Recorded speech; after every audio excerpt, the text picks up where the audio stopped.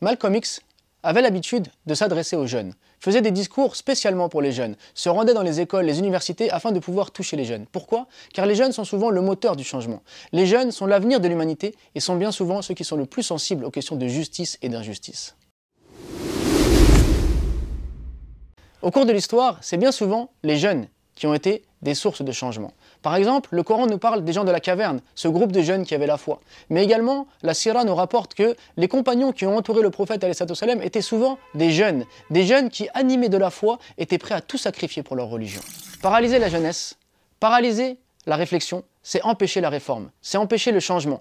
Et pour cela, il fallait auparavant utiliser toutes sortes de stratégies, qu'aujourd'hui, il n'y a plus besoin d'user. Pourquoi? Parce que les réseaux sociaux ont pris le relais, ont contribué à paralyser la jeunesse. Pourquoi? Car celle-ci est en permanence en train de zapper des informations. Et lorsque, par exemple, elle voit une injustice, elle va s'énerver sur le coup, devenir un soldat du net, puis passer à autre chose et penser au repas qu'elle va manger parce qu'elle a vu une publicité pour tel sandwich, ou bien penser à tel chanteur ou tel sportif. Et finalement, en fait, elle ne réfléchit plus, elle ne s'intéresse à rien, elle est en permanente volatile et surtout elle est imbue de sa personne. Et donc, comment une jeunesse qui est occupée à perdre son temps, à zapper les informations sans même prendre le temps d'y réfléchir, comment une jeunesse qui est en permanence à chercher à gonfler sa personne, gonfler son ego, à être vue, à avoir des likes, comment celle-ci peut-elle réfléchir à ce qui se passe dans le monde? Comment celle-ci peut-elle réfléchir à son avenir? Comment celle-ci peut-elle réfléchir à changer le monde? Et comment cette jeunesse qui est l'avenir de l'humanité peut devenir alors l'avenir de l'humanité quand elle est sur pause? Quand en fait elle vit dans un bocal comme un poisson rouge qui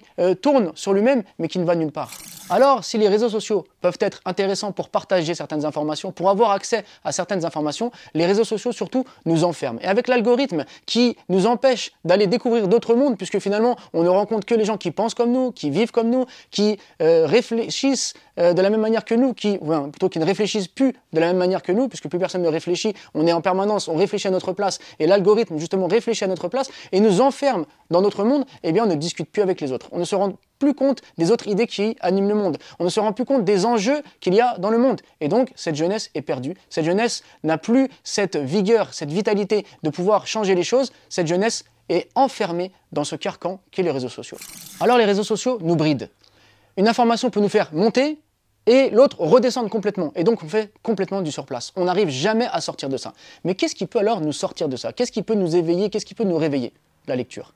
Car le livre va justement solliciter notre réflexion, va nous faire découvrir d'autres idées, d'autres façons de vivre, d'autres mondes, d'autres réalités. Et donc on va élargir notre champ de vision et on va pouvoir aller vers l'autre. Et on va pouvoir finalement être un moteur de changement, un moteur des réformes, parce qu'on va réfléchir à ce qui se passe, réfléchir à notre manière d'agir et on va avoir surtout des idées qui nous permettent d'agir. Car le but d'une idée est justement qu'elle se transforme en action. Il y a la fraternité et il y a la fraternisation. La première est un sentiment, la deuxième est une action. Mais pour qu'il y ait cette action, il faut de la réflexion. Et la réflexion ne peut naître qu'à travers le livre, à travers l'échange, ce que justement les réseaux sociaux empêchent de faire.